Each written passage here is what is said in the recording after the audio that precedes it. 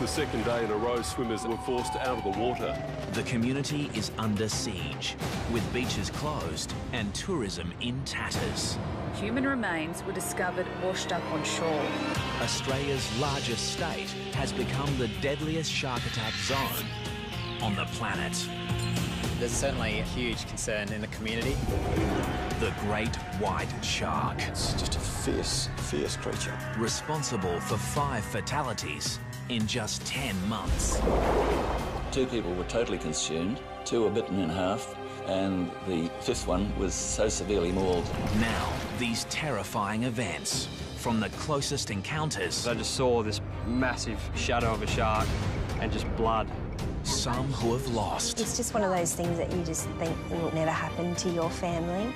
And the lucky ones who survived. I thought, I'm dead.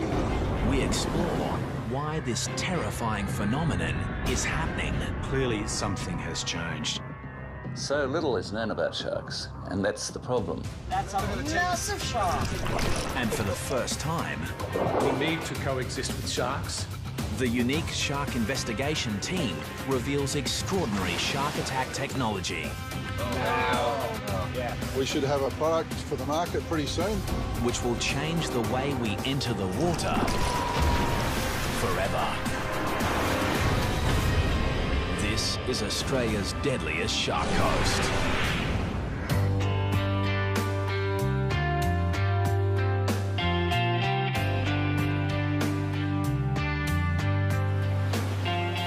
Western Australia's coastline spans over 12,000 kilometres of some of the most beautiful beaches in the world. But recently, they've become the most dangerous. Western Australia had a charm period between 1925, when there was an attack at Cottesloe, and 2000, when Ken Crew was taken at North Cottesloe. That's a period of 75 years in the metropolitan area.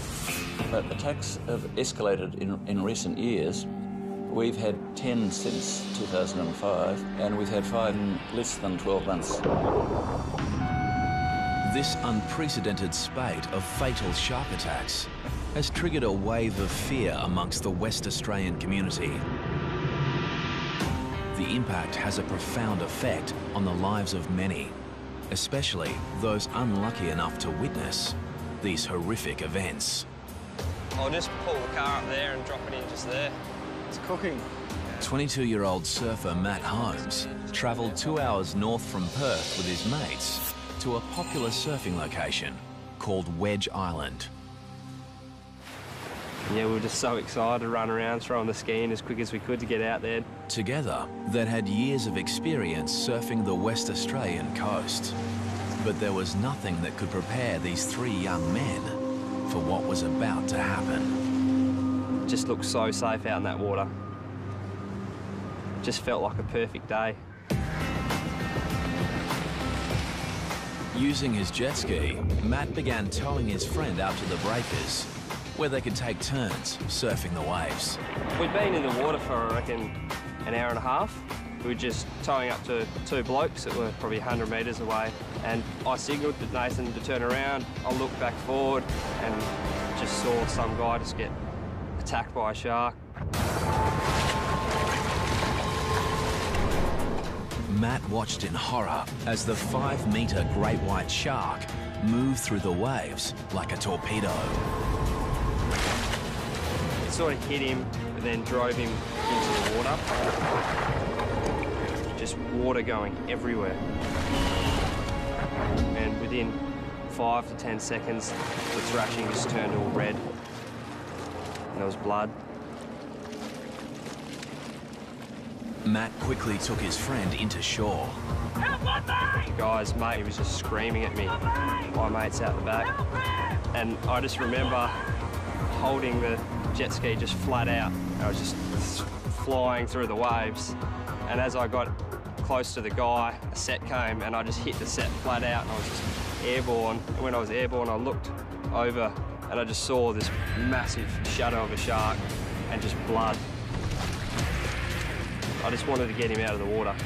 I was so focused on getting him I was leaning down off the side and the ski was rolling, and I heard like a thrash of a tail, and I turned behind me and the shark was behind the ski and just followed me around. I felt it nudge the ski and I just thought, oh, I'm going to roll over here. The great white then began to exhibit the behaviour of a top-order predator. And the shark just slowly just followed me around and was just sort of eyeballing me. It was just fending me off the guy. Just the way it was just hugging me off him, I couldn't get any closer.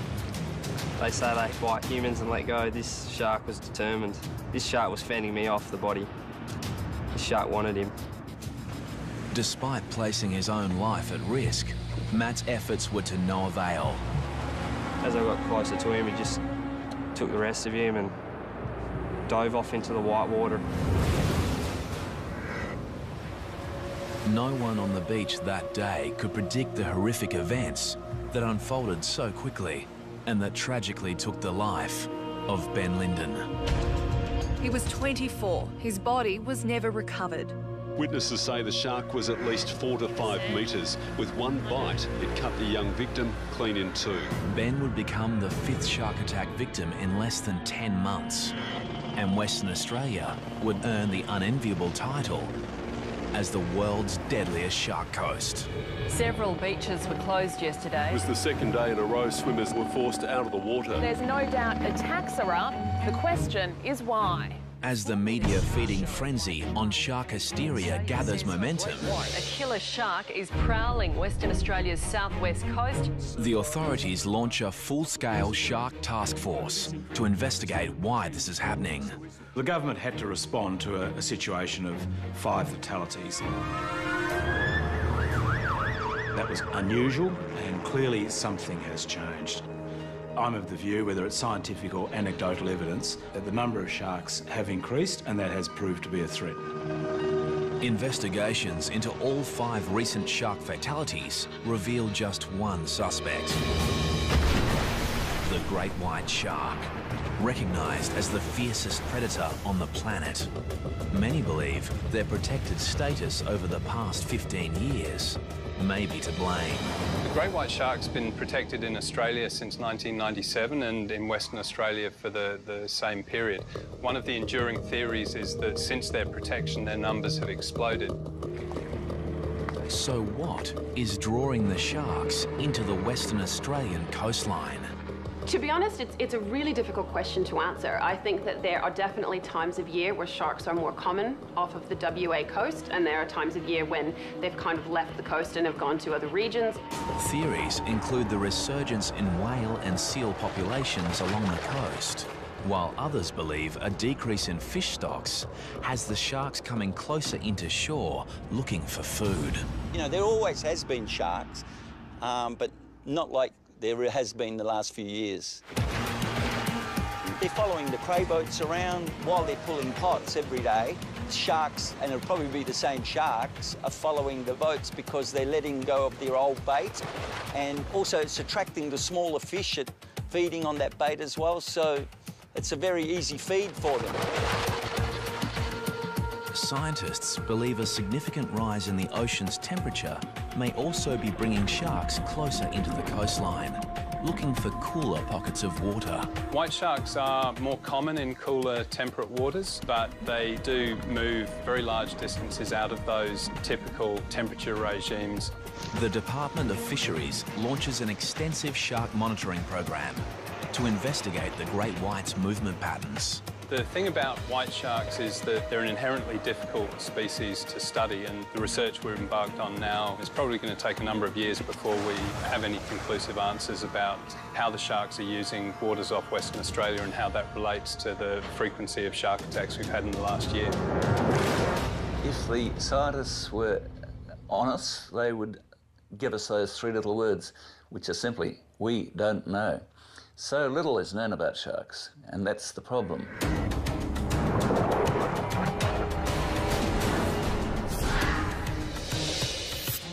While the quest for answers continues, the world's attention turns on Western Australia's south coast. Peter Kerman was moored while diving, but the 33-year-old couldn't be saved.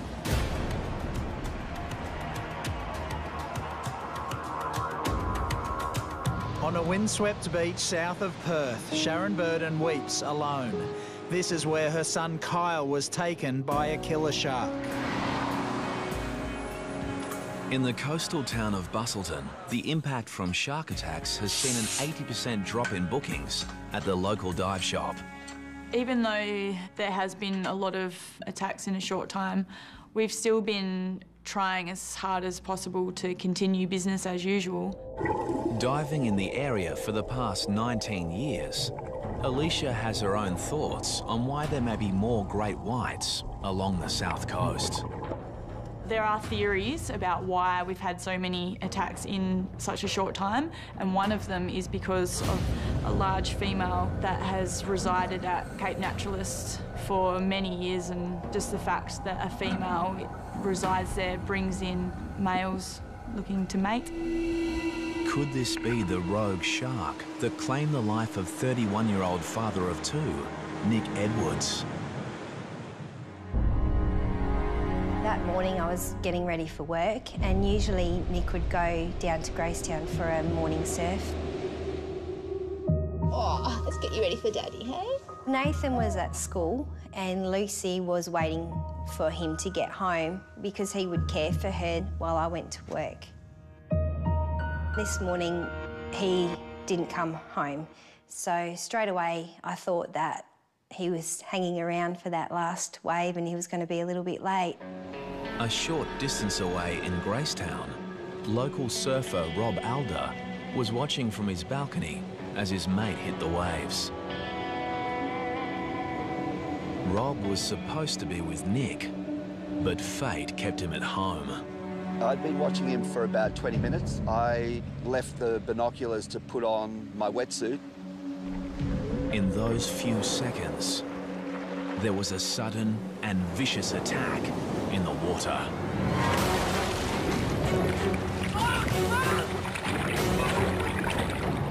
I came back to the binoculars and saw just a half a board bobbing around, and I thought maybe he'd had a heavy wipeout and possibly broken his board, which is not uncommon here, and that he'd surfaced, but I let a couple of waves roll through and he didn't come up, and then I figured something wasn't right. And so I jumped on my bike after calling the Sea Rescue. As I was cycling down the path, there was somebody running back up, yelling, "Shark, shark." When I arrived down here on the point, my friend Craig was already in the water up to his waist. He started waving at me furiously, so I ran down to where he was. He was handling a person, obviously a surfer. He had a wetsuit on, and he was trying to get him out of the water, but the rocks are really difficult here. So together we managed to lift him, and it was then that I realised he'd been attacked by a shark. But in the frenzy, Rob had not identified the shark attack victim. He was about to get the shock of his life. There were quite severe lacerations on his upper thigh and the calf of his right leg. Nick. As they assess the victim's injuries, Rob Alder is shocked to discover it's his surfing buddy, Nick.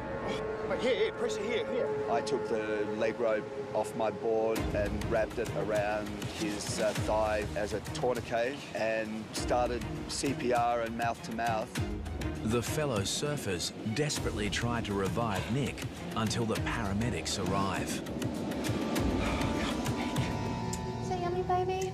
Meantime, Nick's wife, Melissa, is at home, oblivious to the drama that is unfolding. At that time, I was quite anxious and I started ringing the hospital.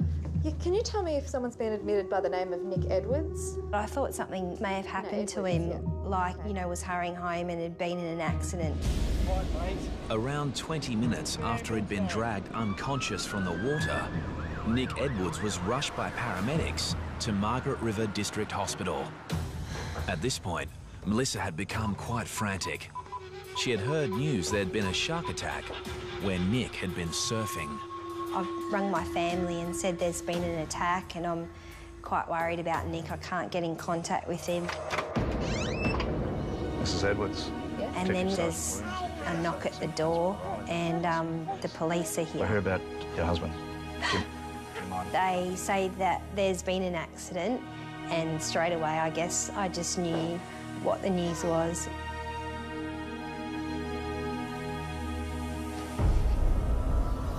The victim was dragged from the water unconscious. He died on the way to hospital.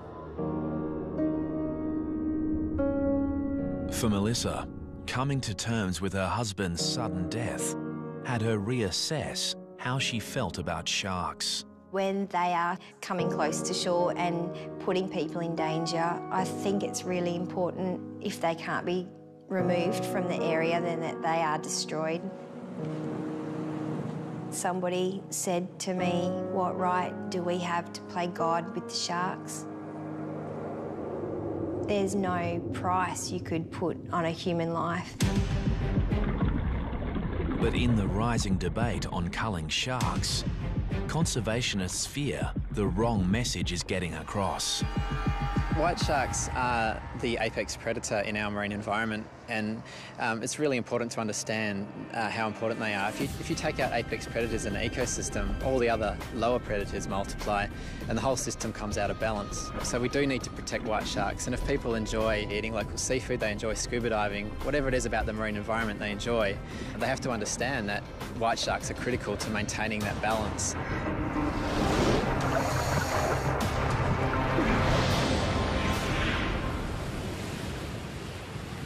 In Perth, daily shark sightings force the closure of many popular swimming beaches.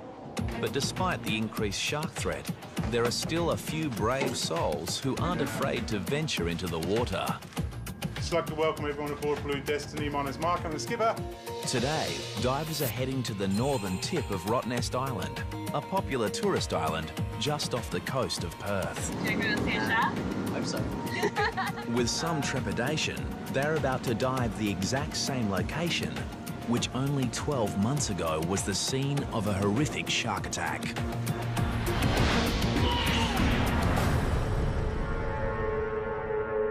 It was late October when 32-year-old American diver Tom Wainwright met his fate. Anybody who's taken by a shark is unlucky, and Tom Wainwright was particularly unlucky. There had never been a shark attack at Rottnest in all the 100 and something years that people have been going there. Sergeant Pete Bayan was on duty that day. He was called to investigate the circumstances surrounding the attack. Tom and his two friends, Alison and Justin, had decided to go diving on the north of Rottnest. They're all qualified divers. But despite being with his two dive buddies, Tom decided to dive solo. It was a fateful decision, as moments after entering the water, Tom was attacked by a 4-metre great white shark.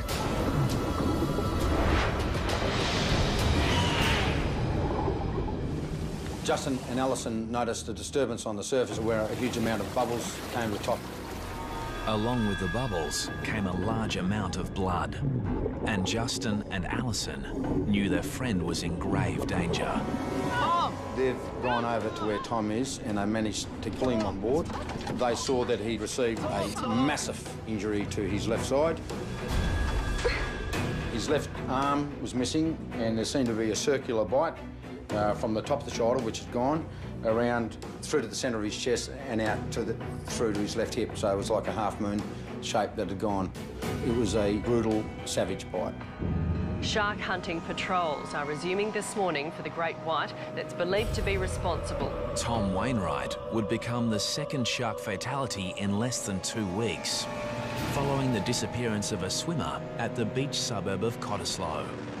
After 2 days of searching, the only trace of Bryn Martin are his speedos, triggering speculation that a rogue shark may be responsible. And for shark author Hugh Edwards, it's a theory that should not be ruled out. It is not unlikely that you've got one shark that is either old and finding natural prey difficult to catch, or has found how easy human beings are to catch. The problem is it's very hard to collect direct evidence of what shark's been involved in an attack. But based on all the circumstantial evidence, such as the size of the shark, the locations, the periods between shark attacks, there's not a very strong case that the same shark has been involved in all of our attacks over here. Serial offender or not, the Western Australian government moves to allow the killing of any shark that poses an imminent threat. If a shark is staying around a popular tourist beach area and staying within that vicinity, it's got to feed. That's the harsh reality, so there is a threat there. I take a view that we have a responsibility to protect people using the beach, particularly families and young children. So this deadly hunter has now become the hunted. The baited hooks were set up in a capture and kill operation, the first of its kind in WA. One of the big problems is actually even establishing what an imminent threat is. If a shark is seen and has been spotted and people have been removed from the water, then there really isn't an imminent threat anymore. So it seems to be quite an impractical policy, but the impact it's having on people is actually to increase the fear that we're trying to remove without really making people safer. As an alternative to killing sharks, the government assembles a special team of shark experts at the University of Western Australia to investigate how to make people feel safer in the water. We've got the 2 white shark brains here. Professor Sean Collin, a world leader in shark sensory biology, leads a team of specialists who have spent many years attempting to understand shark behaviour. The great white shark is one of the largest predators in the world of the cartilaginous fishes family. It's been around over 400 million years and has developed a whole battery of sensors that makes an exquisitely tuned predator. The team's research into shark sensory systems has led to the development of new shark deterrents, which the team is now preparing to. This show was created for you and your family to watch together. Welcome to Nat Geo Wild. Test in the field. For the first time, they are packing up their entire laboratory and taking it into the domain of these deadly predators. This is a large undertaking, but I believe this is a wonderful opportunity to restore confidence of the public to re-enter our beautiful waters. As they embark on their 1,100-kilometre journey north, the team is hopeful that they'll get some results. Whenever you are developing something in a lab, however great it is, you need to go and test it with some real sharks because they're going to be the ones that tell us whether it works or not.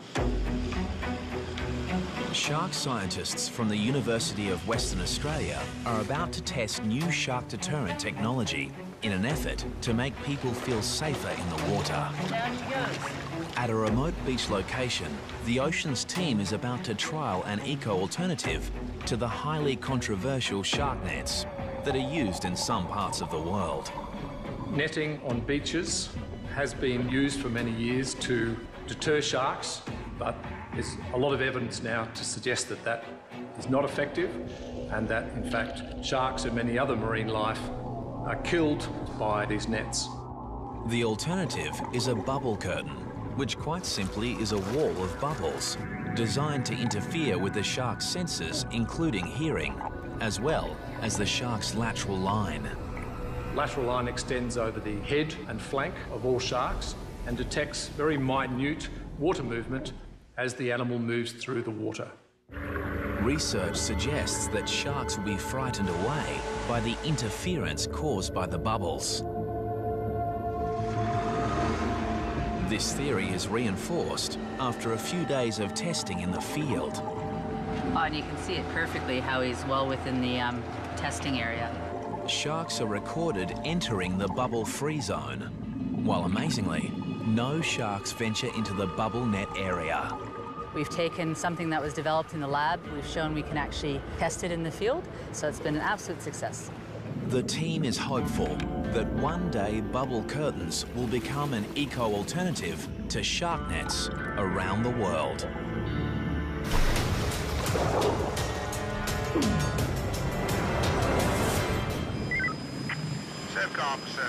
Back in Perth, shark patrols are stepped up to combat the increased shark activity. A massive 4-metre white pointer shark, half the length of the water police boat. Where's the nippers? Here the rescue helicopter spots this deadly predator, lurking frighteningly close to a group of children. Hundreds of teenagers were forced out of the water. They were competing in a surf lifesaving carnival when the monster was spotted. Meanwhile, off the WA coast, the Department of Fisheries Shark Monitoring Program uncovers some interesting information. We've monitored 16 sharks off the Perth coast now. All of them have done things very differently while they're here. Some sharks are simply passing through, spend very little time here. Other sharks are here over more extended periods. The monitoring program includes the use of new satellite receivers, enabling shark alerts to be posted on social media sites when tagged sharks swim into populated areas. Stay out until the flags go back up. The siren's just gone. But it's the untagged sharks which pose the biggest threat to beachgoers. And for that, it's up to the surf lifesavers. Surfcom, this is Sorrento Patrol. Volunteer surf lifesaver Bernie Williams knows firsthand how vulnerable we are in the ocean. A group of friends decided we'd like to get a scuba ticket. So that was probably 30 years ago, and I've enjoyed it ever since, till recently. A few years ago, Bernie was with these same friends, diving an ocean reef off the coast of Perth. We're just cruising along the reef. I heard a boat coming quite close to our boat where it had been anchored. So while Brian and Jenny carried on the reef, I went up to the surface, checked, couldn't see a boat near our boat. So I then came back down. I couldn't immediately see my dive buddies, Jenny and Brian. Suddenly alone in the ocean depths, Bernie searches for his friends. And then, out of the blue comes his worst nightmare. A 4-metre great white shark on the attack. I just felt this sudden impact on my side, and I was pushed through the water. I saw a big black eyeball within about 5 centimetres of my face. My arm was in its mouth, and the alarm bells just went off in my head. Miraculously, Bernie managed to free his arm from the massive jaws and was able to make his way to the ocean floor to seek shelter. Then my arm really started hurting quite badly, and the water started getting a very polluted look to it, a very sheeny look to it, and I realised I was bleeding quite badly. Things couldn't get much worse for Bernie until the great white continued to stalk its prey. The shark was just circling. I had my spear gun with me. To fend the shark off, I poked it in the nose as it rushed me. I think it knew that it had a meal there. I was tucked up against the reef watching the shark when I felt someone touch me on the shoulder, and it was the dive buddies. Literally, as soon as I felt the touch on my shoulder, the shark just turned around and it disappeared. But Bernie's ordeal wasn't over yet.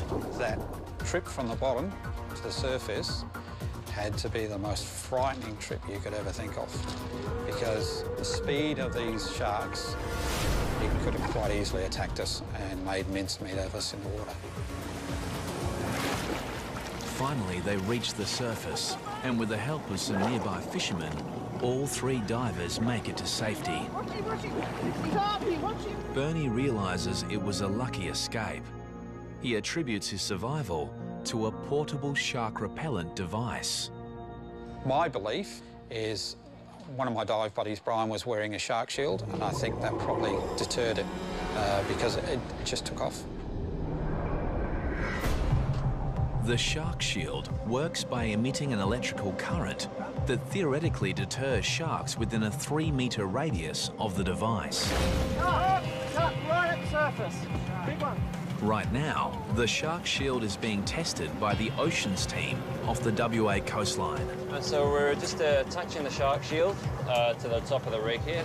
The scientists have baited and set a number of stereo camera rigs, and all they have to do is wait. Recent testing using the Shark Shield on great whites showed the device had a clear effect on the animal's behaviour. But it also showed that the shark was not repelled in all situations. Essentially, if a long enough period of time was given, the sharks would eventually still take the bait while the device was active. And so, really, it's still a little inconclusive as to whether this device is really functioning as effectively as it could do. Yeah. And when the scientists review the footage from their own experiment... And he just got us that. On the nose Yeah, he got it on the beak. The results reinforce the theory that the sharks get used to the device over a period of time. Yeah, he's now straight away coming back. Yeah. So really what we need to do is look at ideas and how we can actually change the electric field so that when those sharks come round again, they're not presented with the same original source. It's actually a different field. And so this would then continue to be an effective repellent over a long period of time.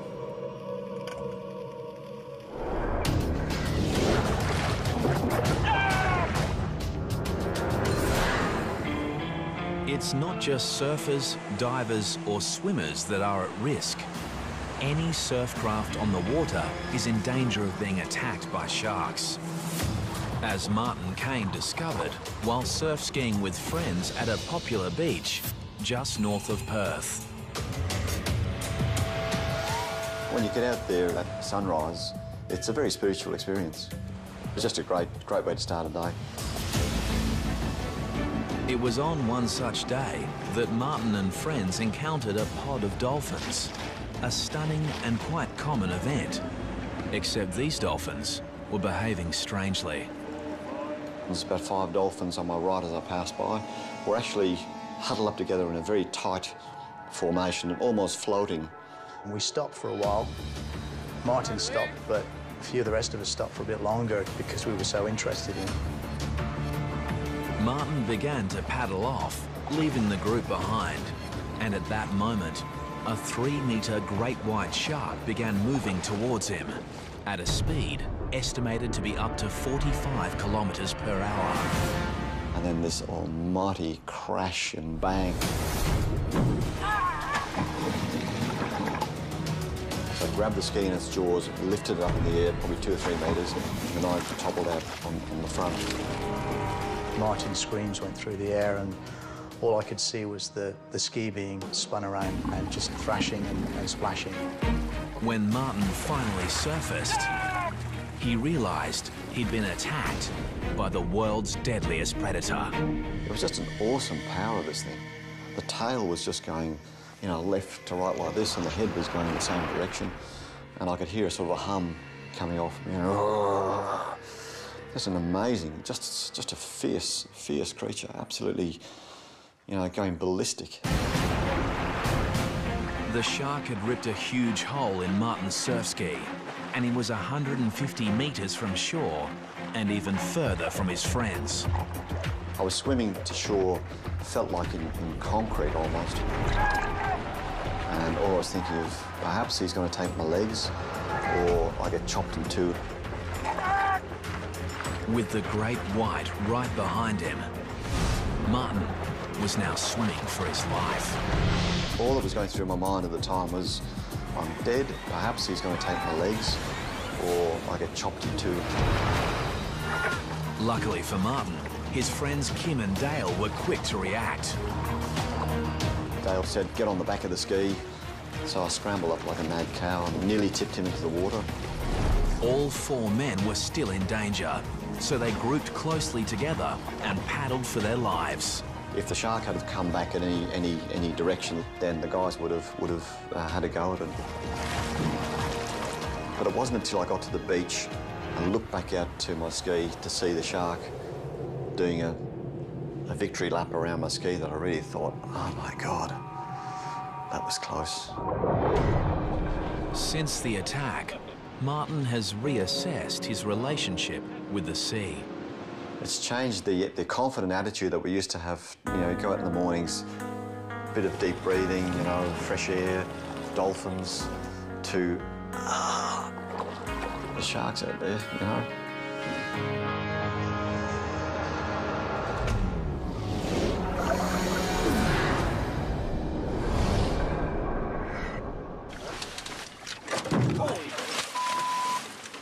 You almost took the motor off.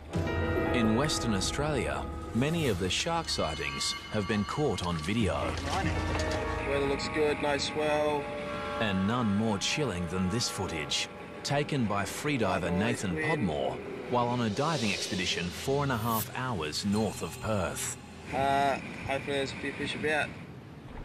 When Nathan and his friend Dave enter the water, there are a few fish about, but just not the ones they were expecting. In the water for a couple of minutes.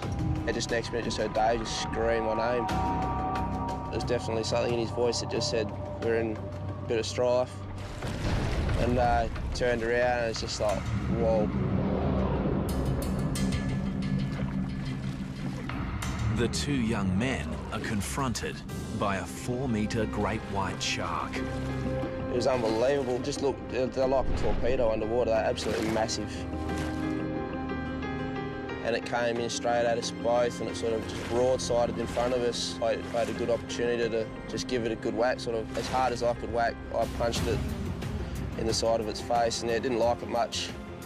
Incredibly, Nathan and Dave were able to scramble aboard their boat. You don't see one of them every day, and you don't want to see one of them every day. It's something extraordinary. On this occasion, the boys were lucky to have a spear gun for protection. But in most cases, the only thing between you and a shark is the wetsuit. And off the coast of Western Australia, the ocean scientists believe they've finally found a way to make the wetsuit shark-proof. Dave, so these are some of the wetsuit designs that we've come up with using... After years of research, they're about to test new wetsuit prototypes, which have been designed in conjunction with a leading product developer. The most common question that we get asked when anybody gets a wetsuit is, I don't want to look like a seal, and what colour do sharks like? Well, we think now, based on the science that's been done, the research that's been done so far, we know the answer to that question. The answer comes following the Ocean Institute's compelling study of the evolution of the shark brain. Here, Dr. Kara Yopak compares the brains of a great hammerhead shark and a manta ray with the smallest brain of them all. Believe it or not, that's the brain of the great white shark, which is actually quite small relative to its body size. But what is really impressive about the great white brain are these visual brain regions, which are these two lobes located here. And this is the part of the brain that receives the majority of visual input. So what this tells us is that the great white is actually a very visual predator. And so it's far more likely that using a visual repellent is going to be more effective in this species. This leads to the research team's breakthrough discovery, revealing sharks may actually be colorblind. Once you know what the shark can see, you can then start to design things which will either be very visible to the shark or actually quite cryptic to the shark. With this knowledge, the new prototype wetsuit designs include a camouflage suit for divers, while surfers will adopt a striped base pattern, much like a poisonous sea snake, and shown underneath this surfboard. The strategies are twofold. One is a can't see me strategy, cryptic in the water, and the other one is a can see me but don't eat me strategy. The idea being that even though you're perceived, you're not perceived as a meal. Today, the Oceans team is about to test the camouflage design against the popular black wetsuit. Each test wetsuit will be filled with a mix of fish and tuna oil attached to a stereo camera rig. Hi, Caroline. And lowered to the ocean's depths, where hopefully some sharks will take the bait. Just watch the waves, boys. And now, the answer to the biggest question of all. Do the shark-proof wetsuit designs actually work? That used to be our experiment. Because it looks like one of the wetsuits has just become shark food. I think we might have found a shark. Oh my... We've just pulled the treatment out of the water. The black wetsuit has had significant shark attacks, significant damage. Take it down the back, Caroline. Have a look at the teeth mark. The black wetsuit appears to have been mauled by a shark. So now the team is anxious to see if the camouflage wetsuit has been attacked, or whether the new design really is shark-proof. We've just pulled out one of our designs as well, and that hasn't suffered any damage at all, so very good early signs. The team retrieves the underwater camera and reviews the footage to find out what actually happened. And there she goes. Okay. She's having a bite. Right. Look at that, she's nearly getting the barrel in her mouth. That's a massive shark. This huge tiger shark destroys the traditional black wetsuit in one bite, desperate to get the bait hidden inside. And this is the control. Okay, and to reinforce the science, even though this barrel is filled with the same bait, this deadly predator shows little interest in the new camouflaged wetsuit, leaving it completely unscathed. If you compare this with what happened with the control, I mean, while it might be early days, there is no denying this is a significant breakthrough, which may just revolutionise the world's wetsuit market. It's full steam ahead from here. We'll continue the science and the research, and we should have a product for the market pretty soon that's going to make people feel a lot more comfortable about being in the water.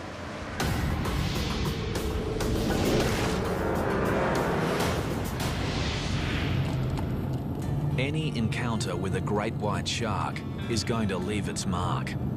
It's down there, right? And for Matt Holmes, it has had a profound effect. Every night, the whole thing goes through my head. And what I could have done different, and if what I did was enough. Today, Matt has returned to the beach where a great white shark claimed Ben Linden's life. Still remember going out through here, just flat out. But he can only watch on as his friend takes their beloved jet ski out for a spin. I struggle to go out on the boat for a fish nowadays. I just feel like it's all going to happen in front of me again. Just never thought it would happen, but unfortunately in WA it's happening all the time.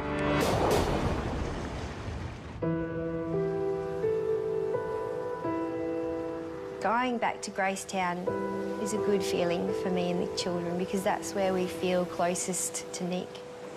The loss of Melissa's husband, Nick, means her life and the lives of her children will never be the same. Because Lucy's quite young, we go down onto the sand and there's a cross still in the sand, so she decorates it and plays in the sand. And despite a great connection to the ocean, the young family isn't ready to venture back in. And I know Nathan's never going to go in the water again. And the question remains, will it ever be safe to go back into the water? There is no doubt that the shark fatalities and the increased sightings of sharks has affected the behaviour of people. So it's affecting our lifestyle because one of the great things of Western Australia are our beautiful beaches, our long coastline and the enjoyment of that environment.